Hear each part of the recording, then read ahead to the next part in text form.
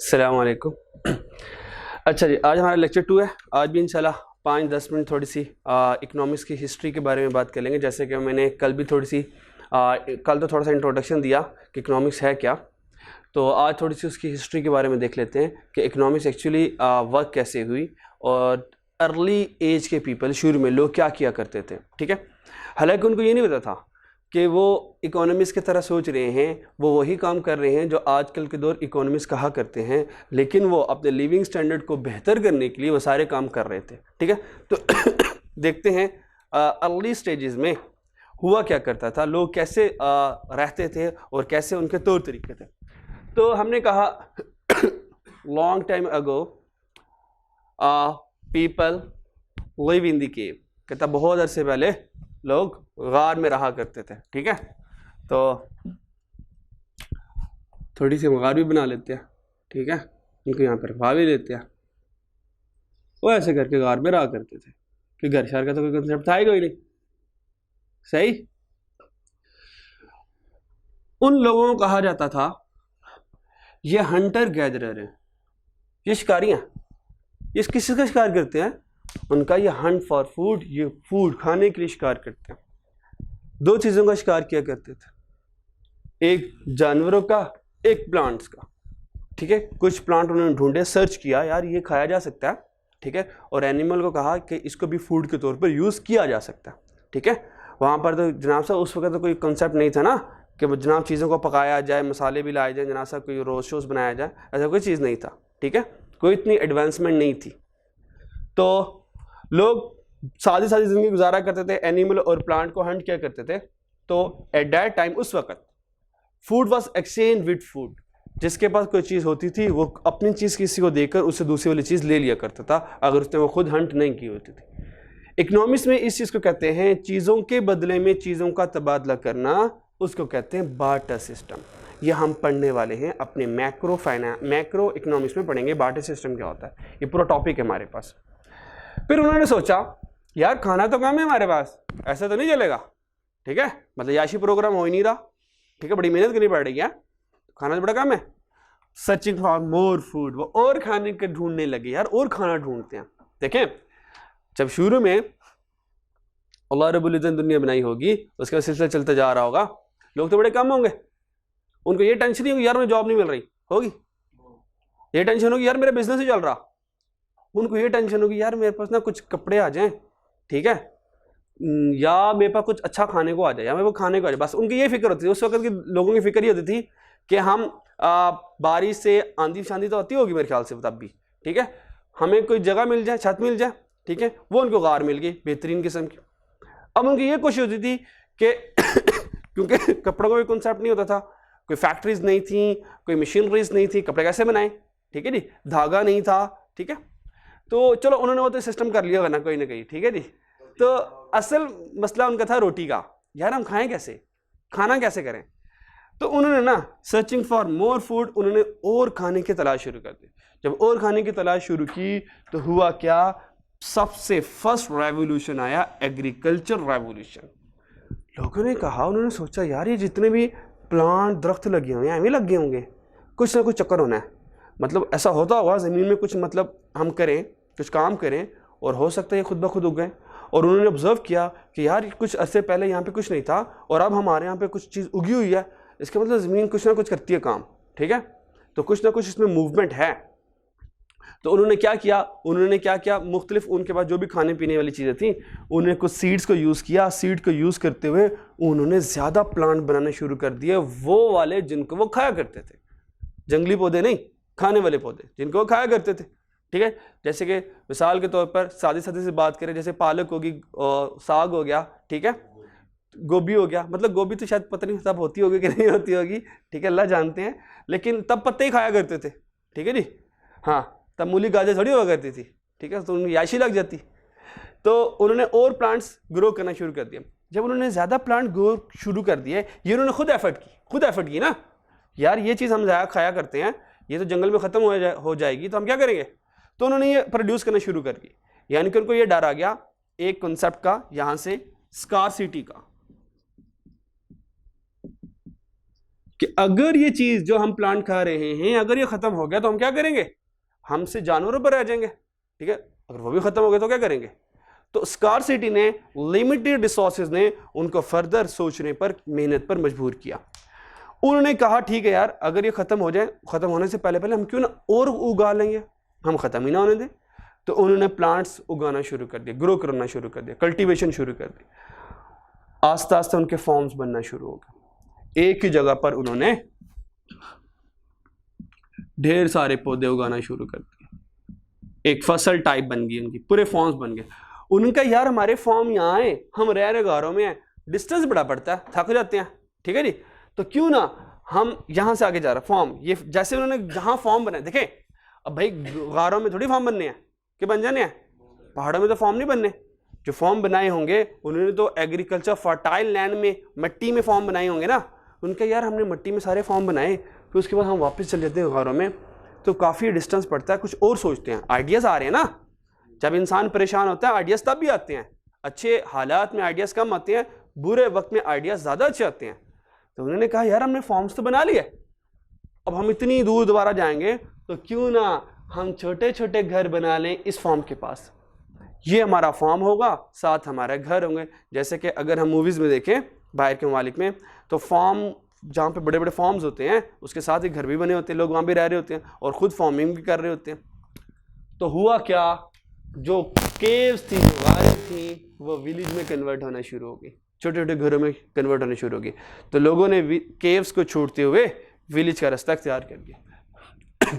फिर उन्होंने सोचा यार ये हम सारा काम करते रहते हैं, ठीक है, सारा काम करते रह रहे हैं, बड़ी मेहनत लगती है इसमें वैसे, ठीक है, थक भी जाते हैं हम, और हमने अब फॉर्म बना लिए, इतनी चीज़ तो मैं नहीं खा सकता, क्या खा सकते हैं सारी चीज़ें।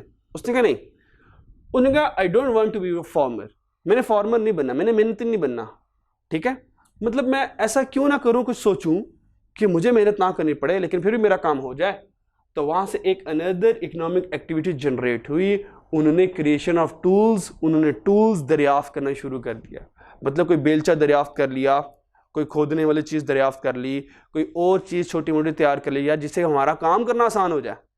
तो यहाँ से क्रिएशन ऑफ जब टूल्स आए ना, यहाँ से दो चीज़ें जनरेट हुई, goods and services, goods and services. जो टूल्स उन्होंने क्रिएट किए वो गुड्स हैं, और उन्होंने ना कुछ लोगों को कहा भाई ये टूल्स तुमने इस्तेमाल करने हैं, हम तुम्हें सिखाएंगे कैसे तुमने इस्तेमाल करने हैं, और तुमने ये काम करना है। यानी कि जिस बंदे को रखा वो सर्विसेज परफॉर्म कर रहे हैं ना, तो यहाँ पे गुड्स और सर्विसेज का कॉन्सेप्ट आना शुरू हो गया, यार हम लोगों से भी काम करवा सकते हैं। पहले तो ये होता था ना शुरू में, जिसको जो चीज़ चाहिए वो खुद मेहनत कर रहा है, वो खुद लेकर आ रहा है और अपने घर वालों का पेट पाल रहा है, बस हर कोई अपनी अपनी जिम्मेदारी पूरी कर रहा था। तो उन्होंने सोचा यार ये टूल्स तो आ गए हैं और मैं काम करके थक जाता हूँ, क्यों ना मैं बंदे एक दो बंदे ही रख लूँ, ठीक है, और मैं उनसे कहूँगा भाई देखो सारी चीज़ें मेरी हैं, तुम मेहनत करो। पैसे तो नहीं थे ना उस वक्त, पैसे तो थे, पैसों का कंसेप्ट था ही नहीं, तो जो भी इसमें से खाना होगा, जो भी हम मेहनत करके उगाएंगे, इसमें से तुम भी हिस्सा ले लेना। वो कहा ठीक है यार, ठीक है, मेरी तो मेहनत है तो मुझे भी हिस्सा मिल जाएगा। वो भी खुश हो गया और इसकी एक्टिविटी एक अनदर मिल गई और खुद वेला निकम्मा हो गया, ठीक है, कुछ सोचने लग गया। और वहाँ पर उसके बाद लोगों ने कहा अच्छा यार अगर टूल्स आ सकते हैं तो कुछ और भी चीज़ें हम कर सकते हैं जिससे हमारे हालात बेहतर हों, हमारा लिविंग स्टैंडर्ड बेहतर हो। लोगों ने साइंस को तजर्बात करना शुरू कर दिया, तजर्बे करना शुरू कर दिए। उन्होंने कहा कि यार इतनी चीज़ें हमारे पास पड़ी हैं तो मैं सारी की सारी हम कंज्यूम नहीं कर सकते, खा नहीं सकते। उन्होंने चीज़ों को पैक करना शुरू कर दिया। उन्होंने कहा अगर हमारे पास जो एक्सेस बच गया, उन्होंने क्या करें, उनका क्या करें। उन्होंने सोचा यार वो साथ वाले भी तो रह रहे हैं, चलो उनको हम जाके दे आते हैं, हम उनको अपनी चीज़ें देंगे, उनसे कुछ चीज़ें ले आएंगे। उन्होंने चीज़ें पैक करना शुरू कर दी, तो पैकिंग का कंसेप्ट आ गया, यार चीज़ों को पैक करके हम ट्रेडिंग भी कर सकते हैं, यहाँ से ट्रेडिंग के कंसेप्ट आ रहे हैं। उन्होंने कहा शिप टू अनदर कंट्रीज, मतलब अनदर कंट्रीज से मैंने वैसे लिख लिया, मान लें कि वो करीब करीब गाँव में करीब करीब रह रहे हैं तो साथ फिर हम साय में चल जाएंगे, या अगर कोई समुंदर आ रहा है, दरिया आ रहा है, तो दरिया पार करके उनको पता है यार आगे भी लोग रह रहे हैं, चलो हम ज़रा वहाँ ज़ियारत कर आते हैं उनकी जगह, और उनको अपनी चीज़ें दे देंगे। तो हुआ क्या, विलेज बिकम सिटीज़। जब वो दूसरी कंट्रीज़ आए तो उन्होंने देखा यार ये तो हमसे अच्छे रह रहे हैं, इनके पास तो हमसे थोड़ी सी अच्छी अच्छी फैसिलिटीज़ हैं, उनके यार यहीं पे शिफ्ट होना चाहिए, हम यहाँ पे भी आ सकते हैं। तो विलेज से क्या हुआ, सिटीज़ में कन्वर्जन शुरू हो गई। उसके बाद जब लोग बड़े बड़े शहरों में, आपको पता है शहर में थोड़ी एडवांसमेंट ज़्यादा होती है, लोग ज़्यादा रिसर्च करके बैठे होते हैं, तो सेकंड फिर इंडस्ट्रियल रेवोल्यूशन है। इंडस्ट्रियल रेवोल्यूशन में क्या हुआ, लोगों ने कहा यार खुद काम करने से बेहतर है हम क्यों ना ऐसी मशीन बनाएं जो इंसानों के तौर पर काम करे। तो वहाँ से मशीन को डू वर्क ऑफ पीपल, मशीनों ने लोगों का काम संभाल लिया। ठीक है, तो यहाँ से आइडियाज़ है कि हम मशीनें बना सकते हैं और अपनी एफर्ट कम कर सकते हैं। तो हुआ क्या, प्रोडक्ट्स गो ग्लोबल, हम अपनी चीज़ों को मशीनों से ज़्यादा बना कर पूरी दुनिया में भेजना शुरू कर दिया। उसके बाद इंफॉर्मेशन एज आई, हमने कहा यार ग्लोबल में ना पूरी दुनिया में फैलने के लिए, दुनिया तो बहुत बड़ी है, हमें कुछ ना कुछ सोर्सेज चाहिए। ऐसे नहीं है कि हम अन्यवाद जाएं और वहाँ पे ढूंढते रहें, बहुत वक्त लगेगा। उन्हें कुछ ना कुछ सोर्स होने चाहिए। फिर टेलीकम्युनिकेशन के सोर्स आना शुरू हो जाएंगे, इन्फॉर्मेशन के शेयरिंग, इन्फॉर्मेशन के सोर्सेज शुरू हो गए, ख़त किताबत शुरू हो गई। उसके बाद टेलीफोन, इंटरनेट, जदीद टेक्नोलॉजी आना शुरू हो गई कि हम जल्दी से हर एक चीज़ की इन्फॉर्मेशन हासिल कर सकें ताकि हम वहाँ पहुँच सकें। तो आइडियाज़ एक्सचेंज होना शुरू हो गया, इन्फॉर्मेशन नई मिलना शुरू हो गई, हम न्यू टेक्नोलॉजी बनाना शुरू कर दिया। उसके बाद लेटेस्ट फिर डिजिटल एज शुरू हो गया। डिजिटल एज में क्या हुआ, ऑनलाइन शॉपिंग शुरू हो गई, होम बेस्ड शॉपिंग शुरू हो गई। तो लोगों ने कहा, पहले किसी ने आज तक सोचा था, तकरीबन आज से अगर हम कोई 10 साल पहले जाएं, क्या कभी किसी ने सोचा यार हम घर बैठे हुए हैं और खाना आ जाएगा हमारे पास चल के खुद ही? किसी ने नहीं सोचा था। मतलब किसी ने नहीं सोचा था कभी भी यार हम कभी ट्रैवल कार में कर सकते हैं अगर मेरे पास कार नहीं है, किसी ने सोचा था। तो देखें जैसे डिजिटल एज आई और लोगों ने कभी नहीं सोचा था कि यार हम घर बैठेंगे, एक गाड़ी खुद ही हमारे पास चल के आएगी और हमें जहाँ मर्जी ले जाएगी, किसी ने नहीं सोचा था। सारे के सारे जितनी भी फूड डिलीवरीज हैं, अगर हम कोई ग्रोसरी मंगवाना चाहें, मेडिसिन मंगवाना चाहें, आज किसी ने सोचा था कि यार हम तो शुरू में जब होते थे सर्दियाँ तो कहते भाई रात के 8 बज गए हैं, अब तो बहुत बार अंधेरा हो गया, अब बाहर नहीं जाना, कुछ भी नहीं खरीदना। अब ना सर 10-12 बजे भी कोई चीज़ मंगवा लो, 1 बजे भी कोई चीज़ मंगवा लो, कोई टेंशन नहीं है। तो अब इस वक्त डिजिटल दौर चल रहा है और डिजिटल दौर में घर बैठे बैठे जो चीज़ें प्रोवाइड कर रहे हैं ये लीडिंग कंपनी है। अमेज़ोन फिलहाल पाकिस्तान में तो नहीं है, लेकिन ग्लोबल बहुत ज़्यादा ये फेमस है और बहुत ज़्यादा वर्क कर रहे हैं अमेज़ोन वाले। उसके बाद अलीबाबा भी है और पाकिस्तान में जो है वो Draaz.com है कि आपको घर बैठे बैठे हर एक फैसिलिटीज़ प्रोवाइड कर रहे हैं। तो ये सारे इकोनॉमिक्स का इरा था। अब मतलब हमने ये सोचते हैं अब पता नहीं से आगे क्या आने वाला, व्हाट नेक्स्ट, इससे आगे भी कुछ आने वाला होगा, ठीक है, वो देखेंगे क्या होता है। तो ये हमारे पास सारी की सारी एक इकोनॉमिक्स की हिस्ट्री थी, कुछ तरह इस तरह से लोगों ने सोचना शुरू किया, ठीक है। होप सो कुछ ना कुछ समझ आ गई है। और समझ आई है भाई, समझ आ गई है ना, अब आई है ना, हाँ आप सारी समझ आ गई। अच्छा आज हम शुरू कर देंगे अपनी रियल वाली से। अच्छा ये सिर्फ अंडरस्टैंडिंग पर्पस के लिए था, इसको बिल्कुल भी आपने याद नहीं करना, बस ठीक है, इसका एक स्केच माइंड में बैठा दो कि इस तरह से कुछ थोड़ी सी मूवमेंट हुई थी, हम यहाँ से गारों से होते हुए आज हम डिजिटल दौर पर पहुँच चुके। हो सकता है कि आने वाले वक्तों में कुछ और हो जाए, जैसे कि आपको मैं बताऊँ कि आर्टिफिशियल इंटेलिजेंस पाकिस्तान में तो अब आ रही है न्यू, मतलब इसके ऊपर भी काम चल रहा है, बल्कि ना होने के बराबर है। लेकिन बाहरी वाली दुनिया, यूके, यूएसए हो गया, कनाडा वगैरह हो गया, ये आर्टिफिशियल इंटेलिजेंस के ऊपर बहुत ज़्यादा काम कर रही है। आर्टिफिशियल इंटेलिजेंस ये है कि मशीनें टोटली इंसानों को रिप्लेस कर दें, ठीक है, यानी कि हर वो काम जो इंसान कर सकता है वो हम रोबोट से करवाएंगे, हर वो काम। इससे ये क्या होगा कि ह्यूमन एफर्ट बच जाएगी। जहाँ इसके फ़ायदे नज़र आ रहे हैं वहाँ इसके नुकसान भी नज़र आएंगे, ठीक है। इस तरह वो रोबोटिक आर्मी भी बना सकते हैं ना, ठीक है। तो आर्टिफिशियल इंटेलिजेंस के ऊपर बहुत काम हो रहा है। जिस तरह हम मूवी में देखते हैं कि यार वो स्पेशली उसमें हाँ किसमें ट्रांसपोर्टर, ये कई मूवी ट्रांसफॉर्मर, हाँ ट्रांसफॉर्मर, या उसमें वो आयरन मैन वाली पता नहीं मूवी है कोई, ठीक है। तो उसमें जनाब साहब वो जनाब खोलेता हवाओं में लगा होता है, अच्छा ये हो रहा है, चल भाई तूने ये काम कर लिया, उसको डायरेक्शन दिया जाता है, वो रिबोट खुद ही आयरन मैन वाला जो होता है बंदा, रिबोट वाला, वो जो मशीन होती है वो सारी उसकी बात समझ रही होती है। तो मेरे ख्याल में आने वाला दोष शायद यही ना हो, ठीक है जी। मोबाइल से भूल कोई नहीं होने, हमने एवी हाँ हमें बटन दबाने हैं और जनाब सा कॉल पहुँच जानी है, हमने एवी कैंसिल कर देना है और जनाब सा काम चल रहा है, ठीक है। तो देखते हैं आने वाले वक्त में क्या आता है। बस अल्लाह खैर वाला वक्त लेकर है। तो गांव में, हाँ ये गांव में होता है। गांव में याद, अभी तो शहर में इतना रिवाज नहीं है, या हमें याद है जब हम छोटे हुआ करते थे तो अक्सर तो हमारे घर वाले क्या करते थे, या दूसरे, यार वो प्याज खत्म हो गया, ज़रा वो साथ में से प्याज तो पकड़ ला ज़रा, ठीक है, वो प्याज पकड़ लाते थे। अगली बार वो भी कहते थे, यार आलू खत्म हो गया, ज़रा आलू तो देना हमें। तो ये चल रहा होता है, ठीक है जी। तो बार्टर सिस्टम स्टिल अभी भी शहरों में तो खैर नहीं, क्योंकि शहरों में तो बहुत ज़्यादा डिस्टेंस आ गया है रिलेशनशिप में और हमसायों के दरमियान। मेरा नहीं ख्याल शहर में लोग हमसायों से इतने अटैच होते हैं। तो गांव में या वो एरिया जहाँ पे लोगों का मिलना जुलना अच्छा है, वो तो अभी भी ऐसे कर रहे होते हैं। आपने क्या पकाया? हमने ये पकाया, फिर दो फिर, ठीक है जी, हमने ये पकाया, हमसे ले लो फिर, ठीक है। तो लोग तो फिर माशाल्लाह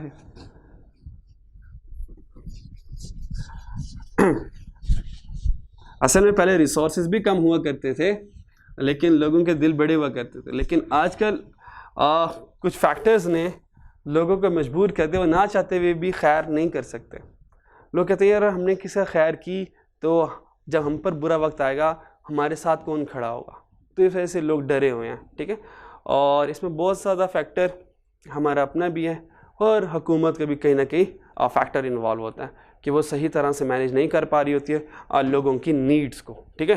वांट्स के ऊपर तो बात ही नहीं कर रहे होते, कोई भी वांट नहीं करता, इकोनॉमिस्ट भी वांट के ऊपर बात नहीं कर रहा होता।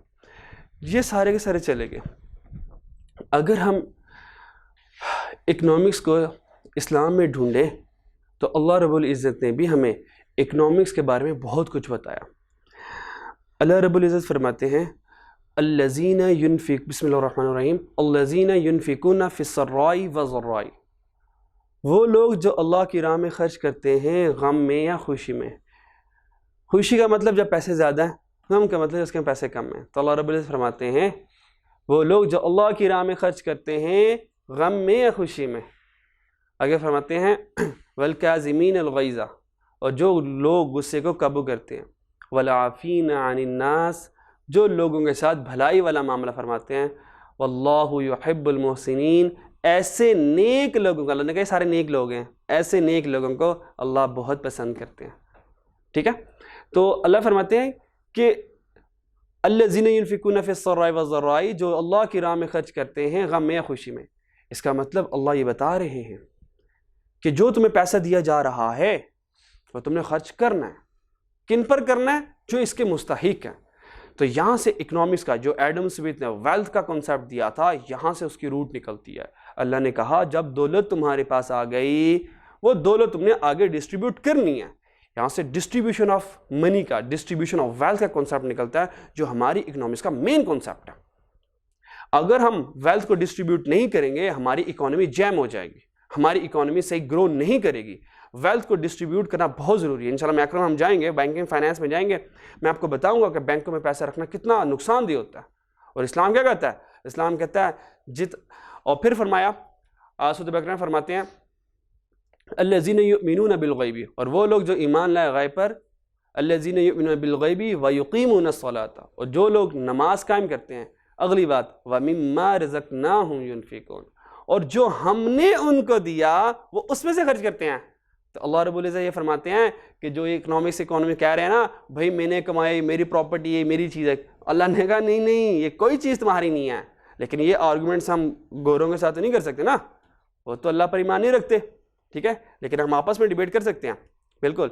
तो अल्लाह ने कहा ये जो तुम चीज़ कह रहे हो, ये मेरी ज़मीन है, ये मेरी प्रॉपर्टी है, मेरी मलकियत है, ये मेरे ज़खायर हैं, ये मेरी कोल माइन है, ये मेरी सॉल्ट माइन है, ये मेरे ऑयल के ज़खायर हैं। अल्लाह कहते हैं नहीं नहीं, ये सब कुछ का मालिक मैं हूँ, ये सब कुछ मेरा है। व मिम्मा रज़क़नाहुम युनफ़िकून, और जो मैंने तुम्हें दिया, अल्लाह कहते हैं दौलत मैंने ही तुम्हें दिया, तुमने क्या करना है? इसको आगे खर्च करना है। किस पर खर्च करना है?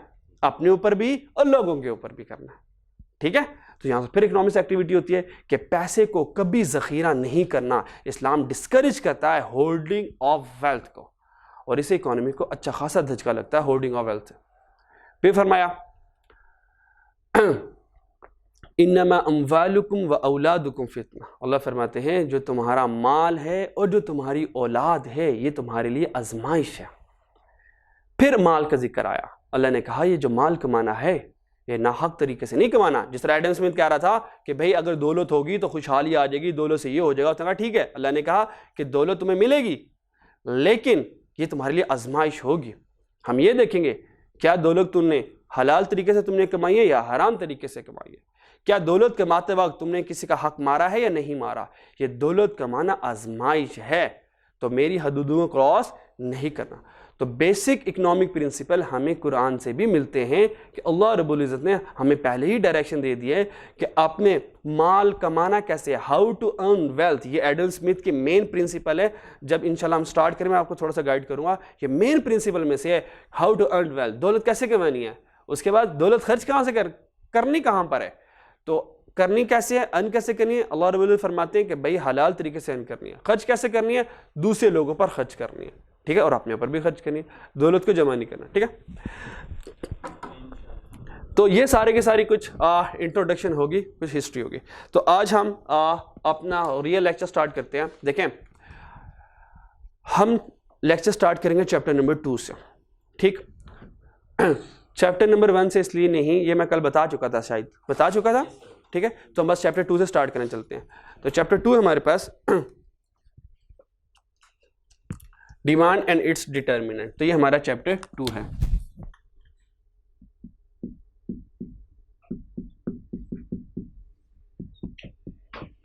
Chapter 2 demand and its determinant. Demand and its determinant. Demand और उसके डिटर्मिनेंट्स, ये हमारा चैप्टर 2 है। हम सीखेंगे डिमांड क्या है। देखें, ये जो अभी मैं चैप्टर 2 पढ़ाने वाला हूँ ये मैक्सिमम आपको आता होगा, सिर्फ चीज़ों से थोड़ा सा फैमिलियर नहीं होंगे, वो इंशाल्लाह ताला आप हो जाएंगे। सबसे पहले हम देखते हैं ये डिमांड है क्या। इसकी डेफिनेशन पर जाने से पहले हम इसके क्राइटेरिया पर देखते हैं ये डिमांड है क्या। हमने कहा डिमांड में 2 चीज़ें होना ज़रूरी हैं। एक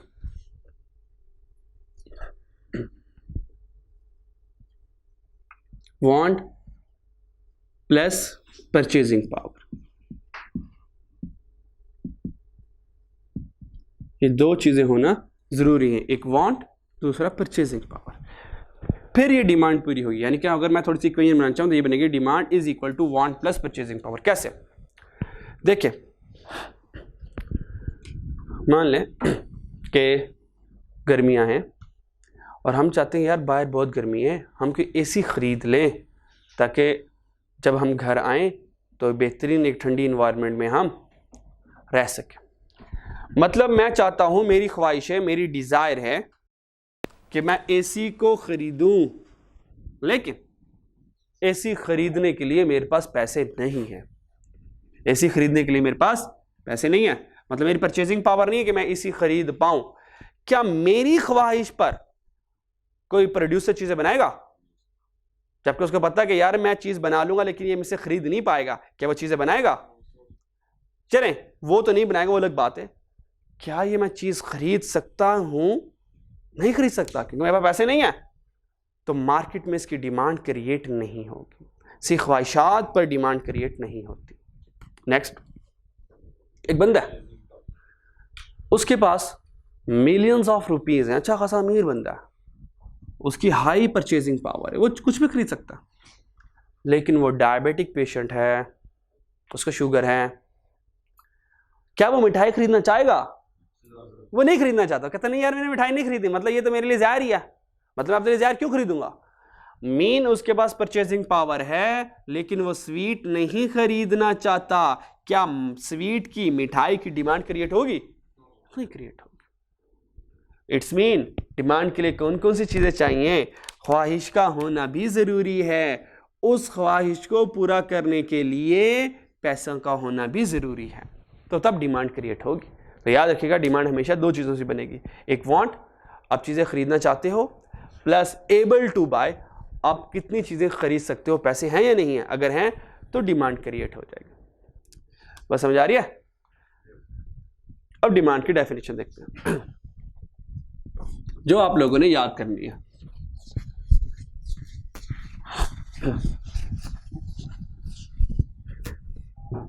डिमांड क्या है?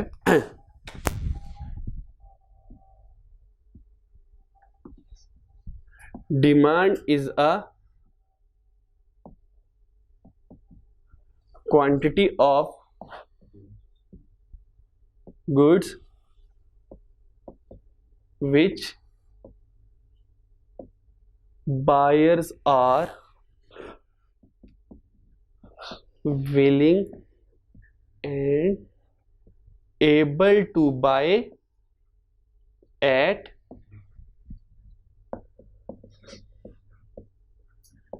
different price level। कहते ये डिमांड है। कहता डिमांड क्या है? Is a quantity of good, services भी हो सकती है इसमें, ठीक है, हम सर्विस की भी डिमांड कर सकते हैं। Demand is a quantity of goods, ठीक है, एंड सर्विसेज भी कर सकते हो, हम सर्विसेज की भी डिमांड कर सकते हैं। Demand is a quantity of goods and services which buyer are willing. कहता अगर बायर विलिंग है, विलिंग मीन अगर बायर की वांट है, एंड एबल टू बाय, उसकी परचेजिंग पावर भी है, तो हम कहेंगे डिफरेंट प्राइस लेवल पर जिसमें वो एग्री होगा, हम कहेंगे ये उसकी डिमांड है। यानी कि मुझे खाना चाहिए, तो अगर मैं खाने की डिमांड करूंगा, मुझे खाना चाहिए, अगर मैं खाने की डिमांड करूंगा तो मेरी फूड की डिमांड हो जाएगी। अगर मुझे कहीं सफ़र करना है तो मैं किसी कन्वेंस की डिमांड करूंगा। अगर मुझे किसी से बात करनी है, मैं किसी न किसी टेलीकम्युनिकेशन सोर्स की डिमांड करूंगा, ठीक है। हर वो जो चीज़ चाहिए और उसको खरीदने के लिए मेरे पास पैसे हैं तो मैं उसकी डिमांड कर सकता हूँ।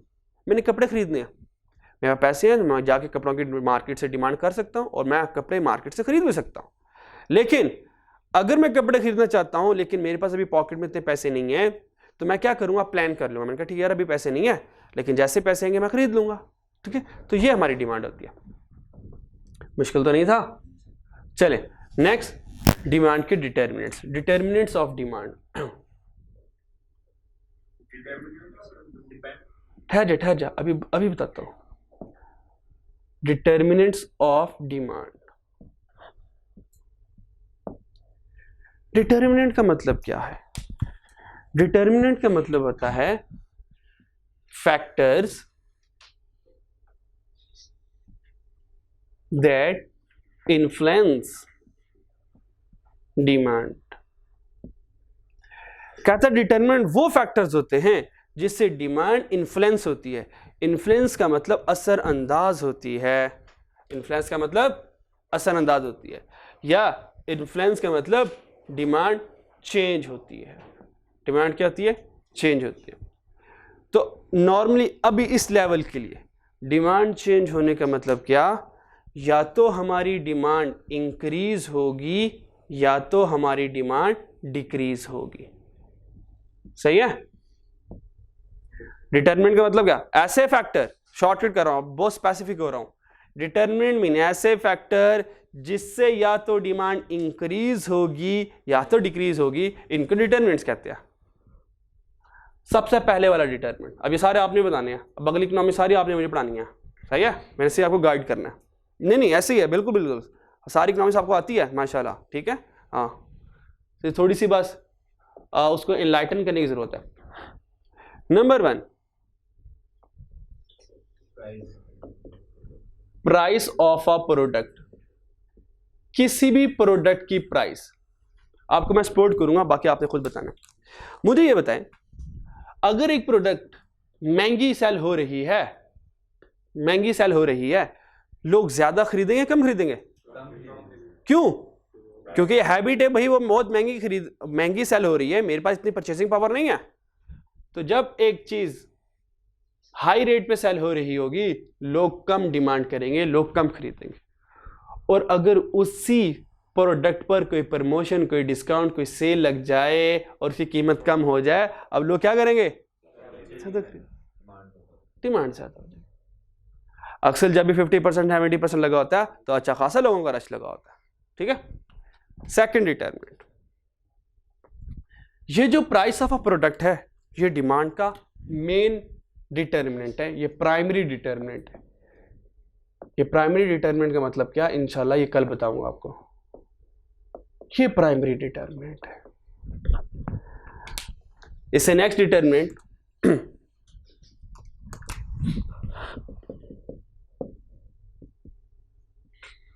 Income of consumer. Income of consumer का मतलब इकोनॉमिक्स में इनकम को हम वाई से डिनोट करते हैं। इकोनॉमिक्स में इनकम को किससे डिनोट करते हैं? वाई से डिनोट करते हैं। ठीक, अगर लोगों के पास इनकम ज्यादा है, बताएं वो चीजों की डिमांड ज्यादा करेंगे कम करेंगे? भाई मेरे पास ज्यादा पैसे हैं, मैं चीजों की ज्यादा डिमांड करूंगा। इससे मुश्किल बात तो नहीं थी। और अगर इनकम कम होगी, डिमांड भी कम। ऑब्वियस बात है, जितनी इनकम ज्यादा उतनी परचेजिंग पावर ज्यादा होगी, मैं ज्यादा चीजें खरीद सकता हूं। पहले मेरे पास इनकम कम थी, मैं एक शर्ट खरीदा करता था, मेरी इनकम ज्यादा होगी, अब मैं 2-2 शर्ट खरीद लेता हूं। ठीक है जी। हाँ, नौवीं क्लास है, ठीक है, बस ठीक है, ठीक है। फिर आज के लिए हम इंशाल्लाह इसको यहीं पे फिर वाइंड अप करते हैं। नेक्स्ट फिर इंशाल्लाह इससे ओनवर्ड हम यहाँ से स्टार्ट कर देंगे। ठीक है, मैं चैप्टर 2 के